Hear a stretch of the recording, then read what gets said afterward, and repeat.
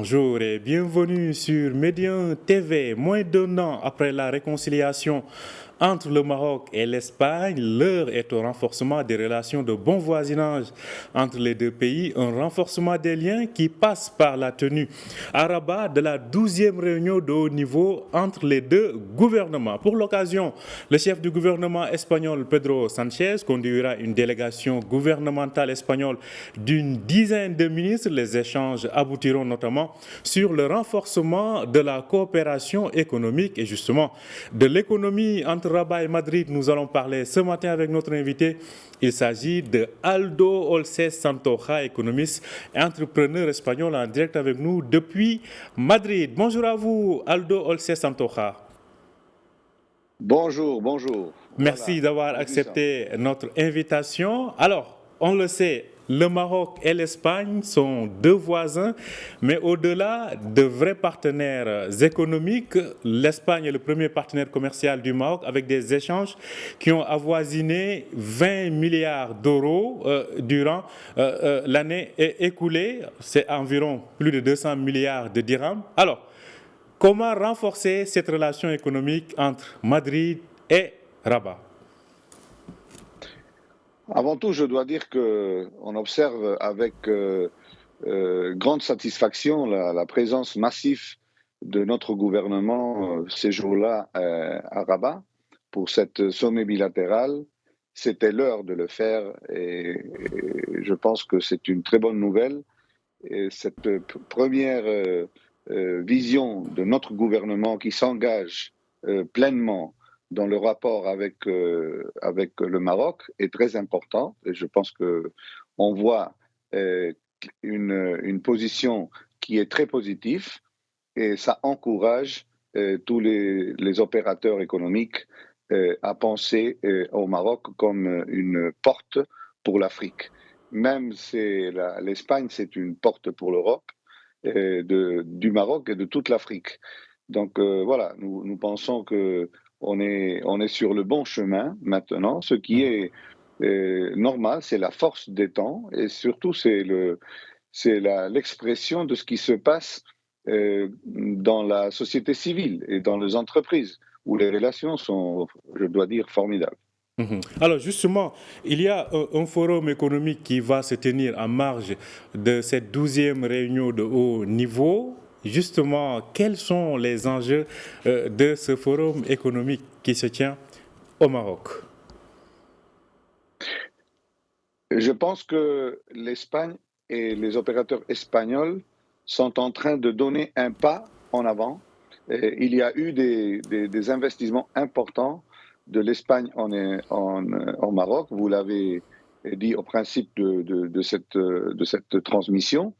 Mais maintenant, nous voyons le Maroc comme une vraie porte d'entrée dans l'Afrique. La position du Maroc est très forte dans plusieurs pays africains. Vous avez fait un grand effort de présence, d'investissement dans les dernières années. Il faut dire que les élans et l'engagement de Sa Majesté Mohamed VI a donné des très bons résultats sur les rapports avec l'Afrique que nous voyons avec beaucoup d'intérêt et c'est une sécurité pour nos entreprises de pénétrer dans le marché africain à travers les opérations du Maroc. Donc, disons qu'un forum qui sera axé donc sur le fait de faire du Maroc un relais donc des investissements espagnols en Afrique. Alors, il y a d'autres axes prioritaires aujourd'hui dans cette coopération économique. Selon vous, au-delà d'en faire une porte d'entrée pour le continent, quels sont les axes prioritaires qu'il faut développer davantage pour fructifier cette relation de voisinage entre les deux pays? Il y a une question très importante de maîtriser que les infrastructures marocaines ont évolué très positivement dans les dernières 10 années. Et je pense que ça, c'est une chose très importante pour nos investissements dans votre pays. Il y a même toute une grande partie des investissements qui vont venir aussi dans dans la nouvelle économie, l'économie de l'énergie renouvelable, et des infrastructures et des technologies. Avant, c'était plus des investissements liés au secteur plus basique, l'agriculture, le textile. Et je pense qu'il y a un pas en avant aussi, et il y aura une présence plus importante des gros opérateurs technologiques et des gros opérateurs des infrastructures, ce qui va donner un nouveau élan au rapport bilatéral.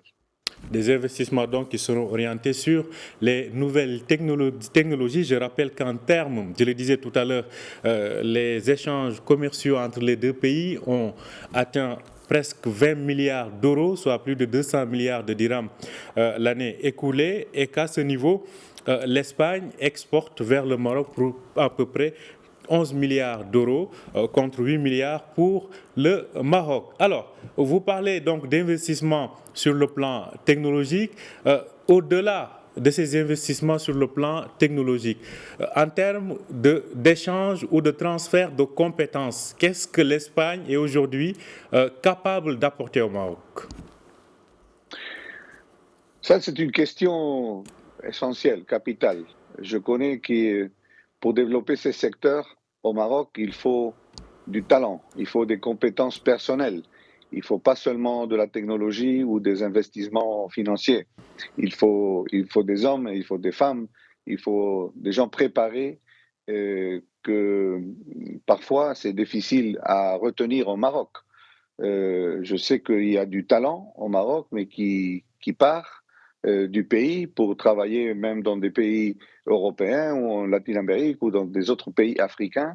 Et il y a un enjeu grand de rétention de talent et de apportation de talent et donc de personnes qui veulent aller travailler au Maroc pour développer ces compétences et pour partager les compétences qu'ils ont avec les Marocains.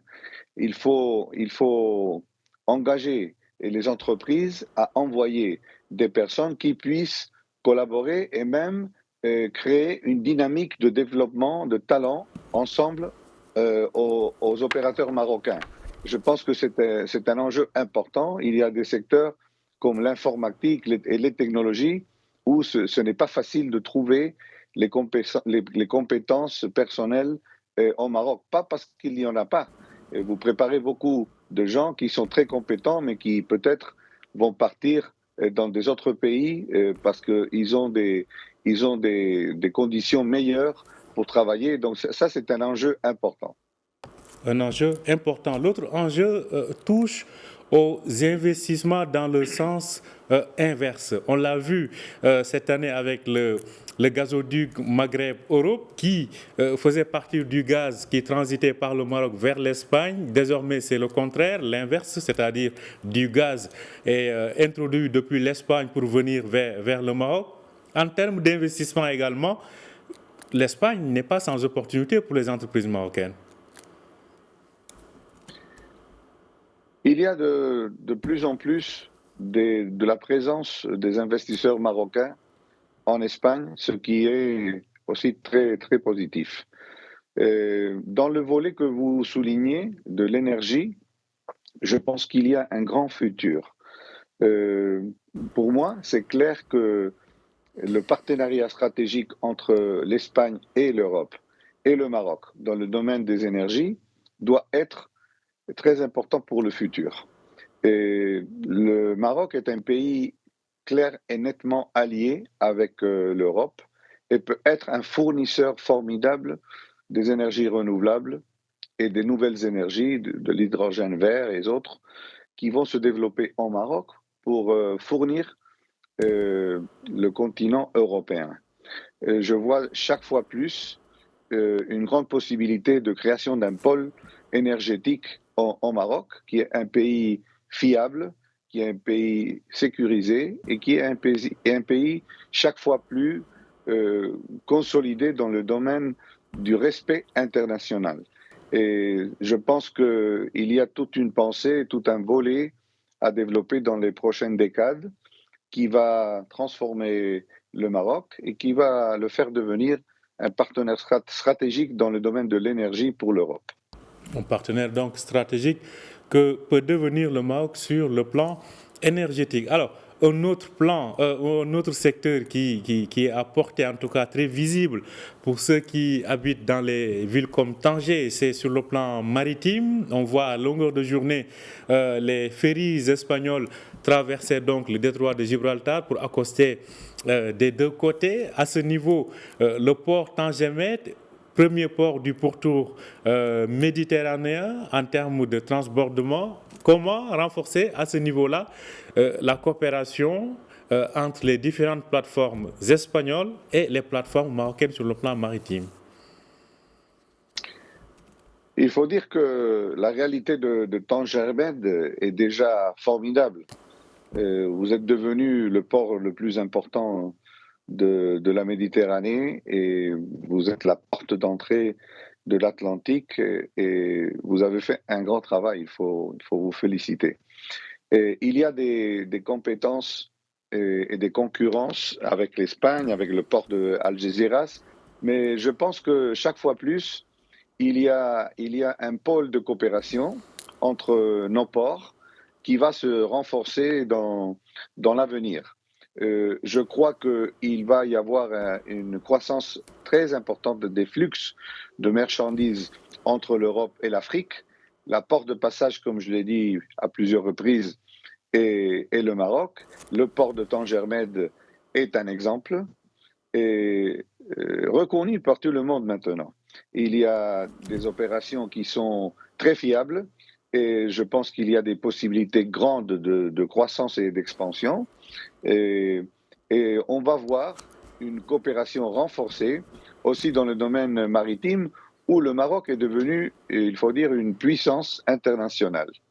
Une puissance internationale, donc au cœur, ou en tout cas située stratégiquement sur les routes du transport maritime mondial. Alors, un autre aspect et qui est souvent objet de friction, ce sont les exportations agricoles du Maroc, en termes notamment de fruits et d'agrumes. À ce niveau, on voit de temps en temps des levées de boucliers du côté des agriculteurs espagnols. Alors, comment considérer le Maroc comme un partenaire si ce genre de comportements sont de temps en temps notés? Je dois souligner qu'il y a chaque fois plus des entreprises agricoles espagnoles qui ont une présence importante au Maroc et il y a une coopération étroite. De temps en temps, il y a des frictions, c'est normal, même dans des autres volets, et il va les avoir entre les voisins, et même nous les avons entre certains pays de l'Union européenne. L'Espagne les a avec les agriculteurs français de temps en temps, italiens, c'est normal. Et je pense que ça va devenir chaque fois moins relevant dans les rapports agricoles bilatéraux. Et il y a une présence chaque fois plus importante des produits marocains qui, il faut dire, sont très bons et ils sont très appréciés par les Européens, chaque fois plus. Et dans tous les pays, vous savez que vos produits vont dans tous les pays européens. Et la transformation de notre agriculture dans une agriculture beaucoup plus industrialisée et beaucoup plus technologisée et est une garantie que la coopération sera chaque fois plus positive et plus tranquille. Un autre volet une question qui pose souvent problème, c'est au niveau des transporteurs. On note que plus de 430 000 camions ont transité sur la ligne Al Jazeera-Tanger-Med durant l'année écoulée, mais là aussi, on sent que le traitement fait souvent l'objet comment je vais le dire, ne satisfait pas en tout cas les transporteurs marocains qui se plaignent d'une concurrence, pas d'une concurrence, mais en tout cas de dispositions qui sont de nature à décourager le bon fonctionnement de leurs activités à destination de l'Europe en transitant donc par l'Espagne. À ce niveau, selon vous, qu'est-ce qu'il faudrait faire pour régler définitivement ce problème-là? Avant tout, je dois confesser que c'est un problème un peu partout, le transport. Je ne vois pas que c'est un problème bilatéral seulement. Il y a une problématique dans toute l'Europe, je pense même dans tout le monde, et le secteur du transport doit se renouveler. Et vous avez raison, il faut créer des nouvelles normatifs, il faut créer des nouveaux élans et il faut améliorer les conditions du secteur du transport. Il y a, et c'est vrai, des prix qui sont vraiment bas et des salaires qui ne sont pas très à la hauteur du sacrifice et des efforts que font les transporteurs et les gens qui travaillent dans ce secteur. Mais du côté bilatéral, je dois ajouter que je vois une ferme volonté des autorités espagnoles de faciliter le transport et de reconnaître qu'il faut résoudre certains problèmes. J'en suis sûr que c'est un volet qui va être traité dans le sommet bilatéral qui tient aujourd'hui et demain à Rabat. Et c'est une priorité et je pense qu'il y a la meilleure volonté pour le résoudre.